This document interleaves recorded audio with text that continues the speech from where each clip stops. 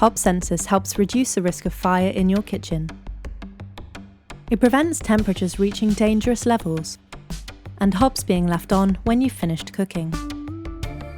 There is a sensor that monitors the temperature of the cooking surface and a timer that turns the hob off when the preset time elapses.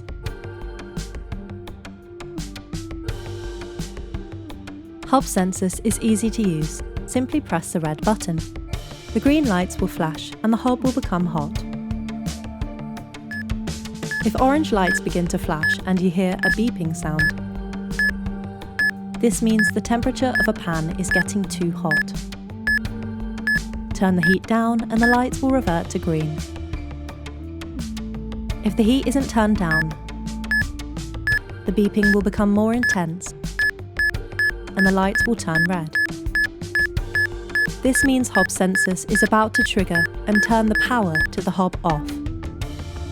If HobSensus triggers, wait a few minutes for the temperature to lower. Then press the red button to resume your cooking. If the hob switches off partway through your cooking, this is because the preset time has elapsed. Just press the red button again and carry on. HobSensus, making kitchens safer. Prefect controls. Cleverly simple control of energy.